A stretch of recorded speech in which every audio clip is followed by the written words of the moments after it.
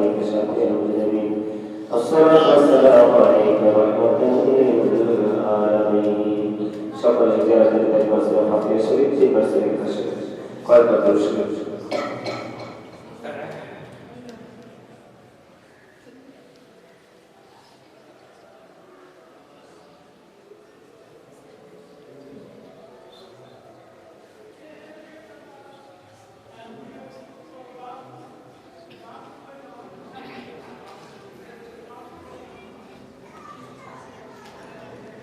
اللهم آمين ربنا ظلمنا أنفسنا وإن لم تغفر لنا وترحمنا لنكونن من الخاسرين ربنا آتنا في الدنيا حسنة وفي الآخرة حسنة وقنا عذاب النار يا رب العالمين আল্লাহ তোমার আশীর্বাদ বান্দাদেরকে তোমার নামাজ পড়ে তোমার দরবারে হাত তুলেছি আল্লাহ মেহেরবানি করে আমাদের হাত তুমি কবুল মঞ্জুর করে নাও আল্লাহ এই মসজিদে এসে শুরু থেকে পর্যন্ত যত আমল করেছি সকল ভুলগুলো ক্ষমা করে দিয়ে আমাদের আমলগুলো তুমি কবুল করে নাও আল্লাহ আমাদের জীবনের গুনাহগুলো মাফ করে দাও আমাদের হায়াতের মধ্যে তুমি বরকত দিয়ে দাও আল্লাহ বিশেষ করে মসজিদে যিনি জায়গা দিয়েছেন এবং যারা মসজিদের সহযোগিতা করে সুন্দর জান্নাতের বাগান সাজিয়েছেন তাদের আপন স্বজন যারা কবরে প্রত্যেকের কবরে দাঁড়িয়ে পৌঁছায় দাও প্রত্যেকের কবরগুলো জান্নাতের চোখা করে দাও আল্লাহ বিশেষ করে যারা অসুস্থ সুস্থ দান করে দাও যারা অভাবে আছে অভাব তুমি দূর করে দাও যারা ঋণে আছে ঋণমুক্ত তৌফিক করে দান করে দাও বিশেষ করে আমাদের মধ্যে সাহেব অসুস্থ যারা অসুস্থ সবাইকে সুস্থতা নিয়ে আমল করে দান করে দাও আল্লাহ আমাদের সানি ইমাম আল্লাহ হাফেজ মাওলানা তাওরাহুল সাহেব ফরমায় চোখে পরিশুদ্ধ হবে দোয়া চেয়েছে আল্লাহ মাকে তুমি কবুল করে নাও আমি আপনার সঙ্গে সকল ভালো সে ব্যবস্থা তুমি করে দাও আল্লাহ মেহেরবানি করে এমনি করে করে যে মা অসুস্থ আছে তুমি সবাইকে সুস্থতা দান করে দাও পাঁচ ওয়াক্ত নামাজ পড়ার তৌফিক দান করে দাও আল্লাহ বিশেষ করে গ্রামে মহল্লায় প্রত্যেকটা ঘরে ঘরে তোমার কাছে তুমি ঘোষণা করে দাও রব্বি রহমা কামা রব্বায়ানি সগীরা রব্বি রহমা কামা রব্বায়ানি সগীরা আল্লাহ আমাদের সোনার মধ্যে তুমি দেখাই মৃত্যুর দশা জীবনের গুনাহগুলো তুমি মাফ করে দিও জিন্নাকে বিছানায় শুইব মৃত্যুর উপর আমাদের সামনে সাথে হবে ওই কঠিন বিপদের দিনে প্রাণের মধ্যে যে নূরানি চেহারা দেখে দেখাই আমাদের প্রত্যেকের জবানে অন্তরে জারি করে দিও মধুর কালামত লা ইলাহা ইল্লাল্লাহ মুহাম্মাদুর রাসূলুল্লাহ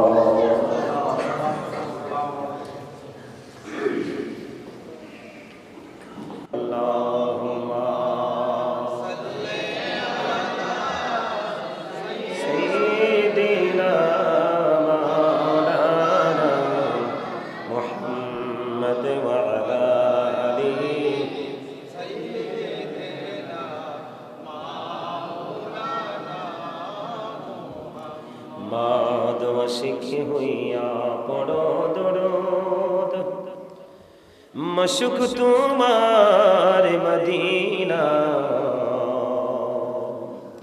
आशिक होया पड़ले दुरूद जाइबा सोनार मदीना अल्लाहुम्मा सल्ली अला सय्यिदिना मौलाना मुहम्मद व अला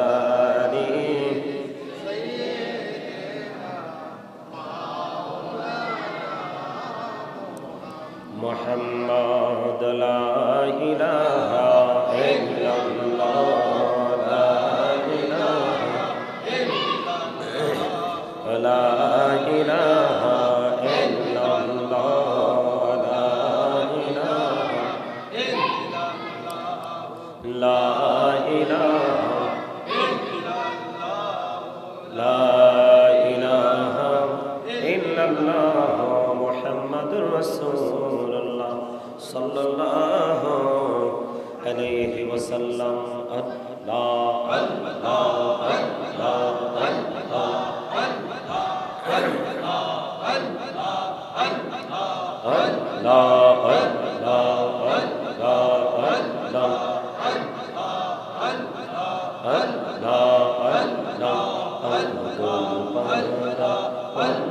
শুধু খুঁজে কেমন করে বলবো গো দয়া তোমায় ভালোবাসি লা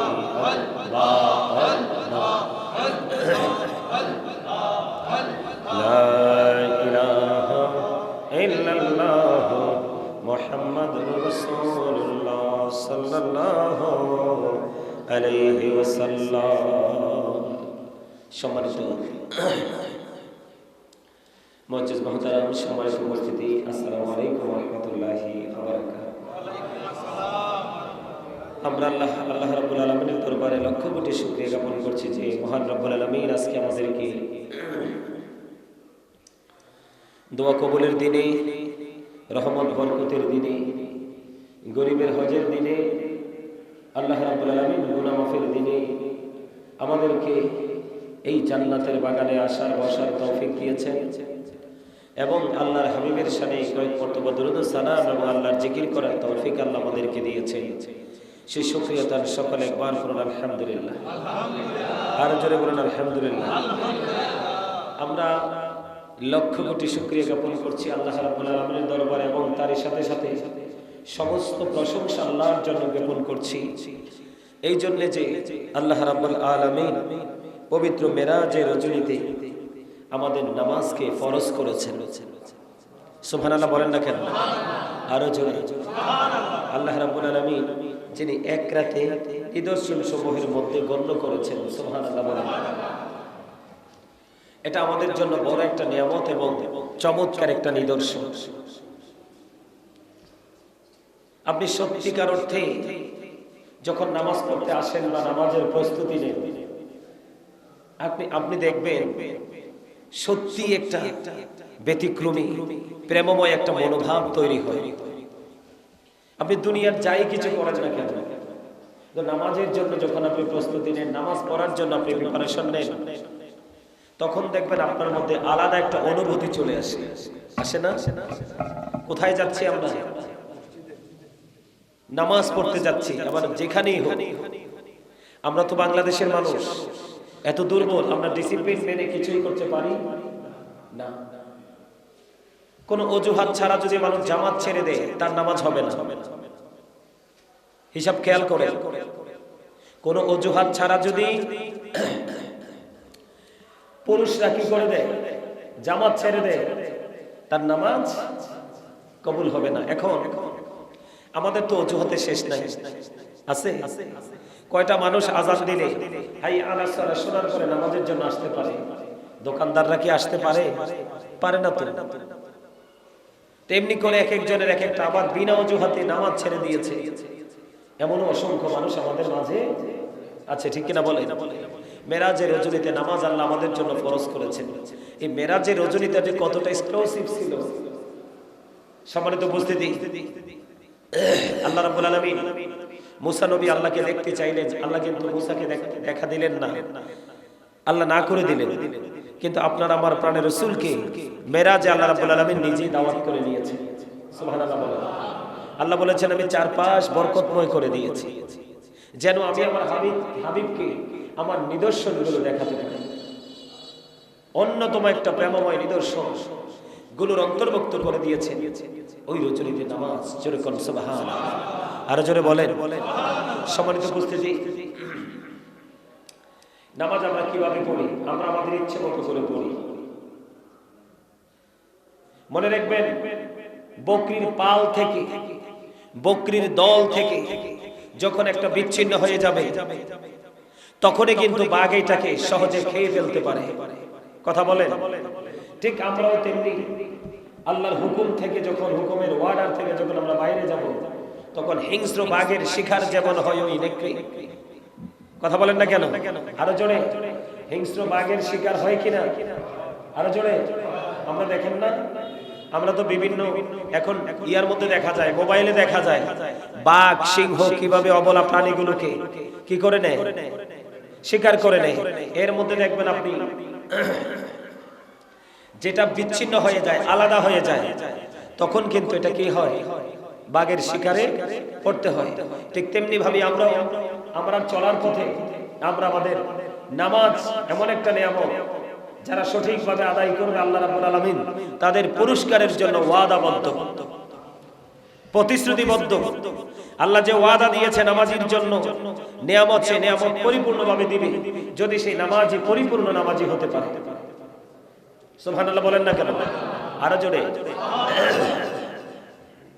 এখন আমরা পরিপূর্ণ নামাজি হতে পারছি কিনা আমরা আমাদের বিবেককে প্রশ্ন করলে আমরা উত্তরটা পেয়ে যাই। কথা বলেন, পেয়ে যাই কি যাই না? একটা আছে নামাজ পড়া, আর একটা হচ্ছে পরিপূর্ণ নামাজ পড়া। কথা কি বুঝতে পারছেন? সম্মানিত উপস্থিতি, এই যে বিশেষ করে আজকে আমি আপনাদেরকে বলি জামাতে নামাজ পড়া এবং জামাতে নামাজ পড়া, এই বিষয়টা নিয়ে ছোট্ট করে একটু আপনাদেরকে বলবো আমি, আপনারা একটু হৃদয় খুলে শুনবেন। সম্মানিত উপস্থিতি, যেই ব্যক্তি এশারের নামাজ জামাতে পড়লো, যেই ব্যক্তি এশারের সালাতটা জামাতে পড়লো, সেই যেন অর্ধরাত পর্যন্ত ইবাদত করলো।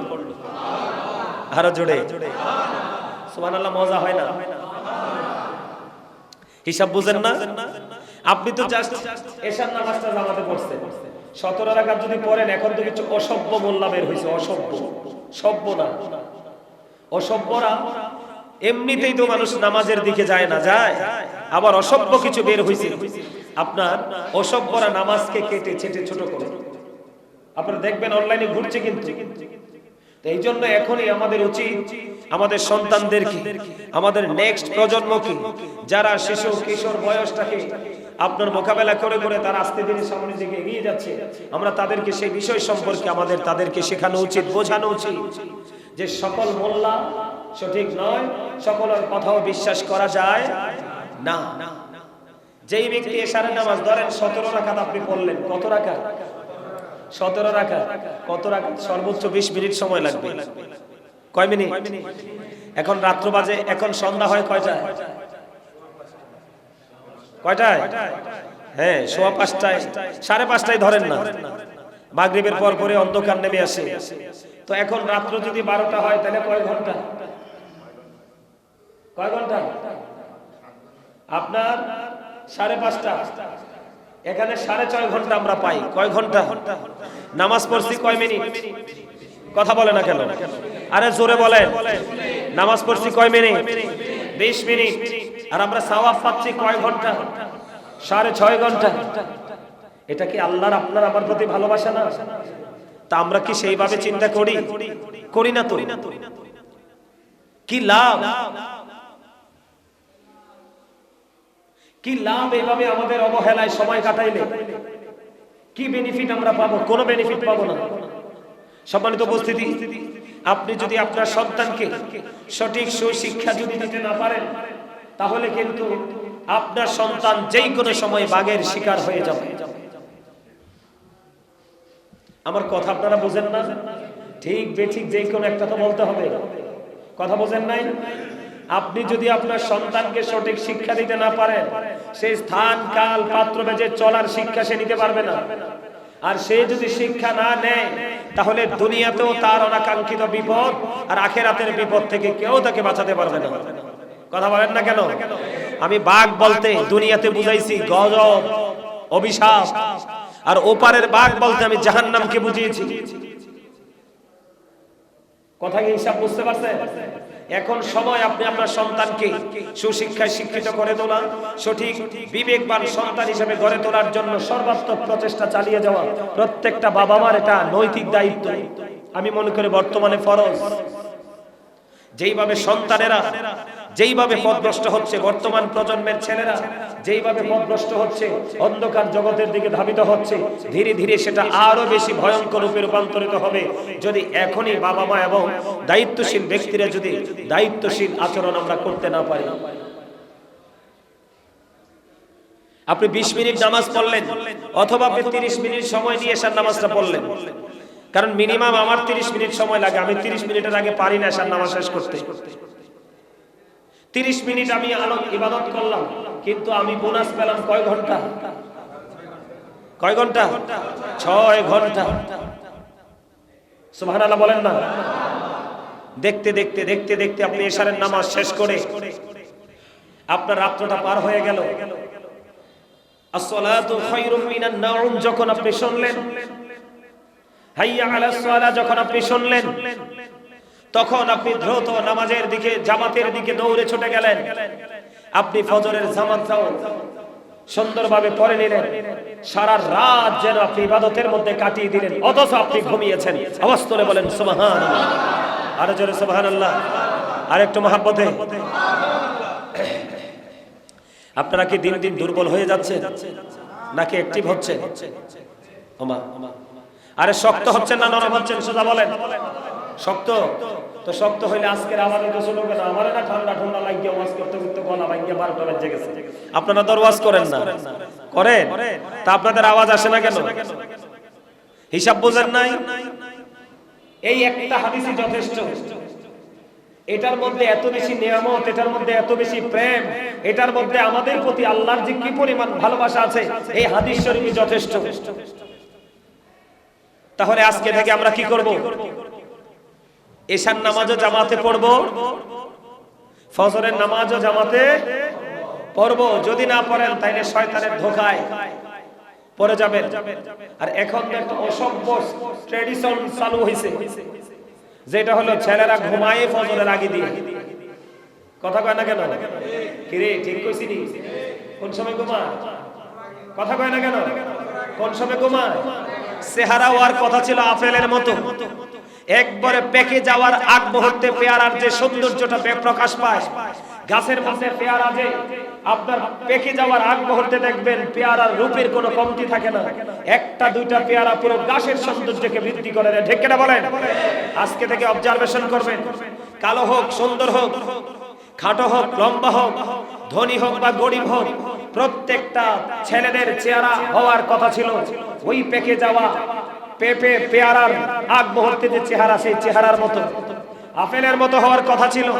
কিন্তু আমাদের ম্যাক্সিমাম যুবকদের চেহারা হচ্ছে ওই যে ময়লাস্তবে ফেলে রাখা হয় চেপা বোতলগুলো, তাদের চেহারার মতো। নাউজুবিল্লাহ বলেন। আরে জোরে, আমি কি ভুল বললাম? আরে জোরে বলেন, আমি কি ভুল বললাম? আমি ভুল বলিনি। কিসের মতো? এক কথা সোজা ভাঙা বোতল, ময়লাযুক্ত বোতলের মতো। নাউজুবিল্লাহ বলেন। কেন? সেটার কারণ হলো আমরা যেই পথে চলার কথা আমরা সেই পথে চলছি না, যেই চিন্তা নিয়ে বাঁচার কথা আমরা সেই চিন্তায় বাঁচছি না। নামাজ মানুষের চেহারাকে গ্লেজি করে দেয়, নূরানি করে দেয়। সর্বপ্রথম যেই ছেলেটা জান্নাতে যাবে ওই ছেলেটার চেহারা হবে সূর্যের চাইতেও সুন্দর, সূর্যের আলোর চাইতে আরো উজ্জ্বল হবে। দুনিয়ায় কিন্তু ছেলেটা ছিল কালো, তার জন্য চিরুনি রাখা হয়েছে স্বর্ণের। সুবহানাল্লাহ বলেন। সেখানে সে নাক ঝাড়বে না, থুথু ফেলবে না, মলমূত্র ত্যাগ করবে না। জান্নাতে যাওয়া যে যুবকটা, তার জন্য যে জান্নাতে হুর রাখা হয়েছে, তার মানে জান্নাতি রমণী রাখা হয়েছে। ওই জান্নাতি রমণীদের পায়ের যে নলা আছে না, নলা ছিলেন তো, পায়ের নলার হাড়ের ভিতরে যে মজ্জা থাকে ওইটা পর্যন্ত বাহির থেকে দেখা যাবে। এত সুন্দরী, এত রূপসী হবে। যেই জান্নাতি হুর অন্ধকার পৃথিবীর দিকে নজর দিলে পুরো পৃথিবী হয়ে যাবে তার চেহারার নূরের আলোতে, পুরো পৃথিবী হয়ে যাবে আলোকিত। এখনকার আমাদের ছেলেরা আপনার ওই হুরেদের দিকে খেয়াল নাই, কারণ এই শিক্ষা তো নাই। শিক্ষা আছে কোনটার দিকে? নষ্টা, ক্যারেক্টারলেস। আপনার একেবারে ওই কি বলে টিকটকার মেয়েদের দিকে। ঠিক কিনা বলে? টিকটকারদেরকে দেখতে যেমন টিভিতে সুন্দর দেখা যায়, এরা কিন্তু অত সুন্দর না। সুন্দর মানুষ চিনতে হলে আগে হাত আর পা দেখবেন, তাহলে আসল সুন্দর চিনতে পারবেন। চামড়াটা এভাবে দিলে, এখন তো কত ডিজিটাল মেশিন বার হইছে, এগুলা দিয়ে চামড়া সাদা করা যায়। নাউজুবিল্লাহ বলে। আপনি যেই সাদার পিছনে ঘুরছেন এটা নকল, আর আপনার জন্য যেটা বরাদ্দ করেছে আল্লাহ রাব্বুল আলামিন সেটা একেবারে রিয়েল। সেটা এতটাই রিয়েল, আমার রাসূল বলেছেন ওই তুমি জান্নাতি যুবক, তোমার জন্য যে জান্নাতে হুর রাখা হয়েছে, এই হুরের মাথার যে ওড়নাটা, কোনটা? ওড়নাটা এত দামি, রাসূল বলেছেন পৃথিবী এবং পৃথিবীর মধ্যে যা কিছু আছে সব কিছুর চাইতে দামি হলো ওই জান্নাতি রমণীর হুরের মাথার ওড়নাটা। তুমি তো মিউজিকের আওয়াজ শুনলে, নষ্ট শব্দ দ্বারা গান গাওয়া শুনলে তুমি তো মাথা নাড়াইতে নাড়াইতে বেকুল হয়ে যাও। নাউজুবিল্লাহ। আর জান্নাতে যেই রমণীদেরকে বরাদ্দ করা আছে তাদের জন্য একটা উদ্যান ব্যবস্থা করা আছে, তারা ওখানে একত্রিত হয়ে এত সুন্দর করে গান গাইতে থাকবে। আমার রাসূল বলেছেন পৃথিবীর কোন সৃষ্টি এই সুর কোনোদিন শুনেনি, একমাত্র শুনতে পাবে জান্নাতে যাওয়ার পরে, যেটা পৃথিবীর কোন সুরের সাথে তুলনা করা যাবে না। এত মধুময় হবে, জোরে কোন সুবহানাল্লাহ।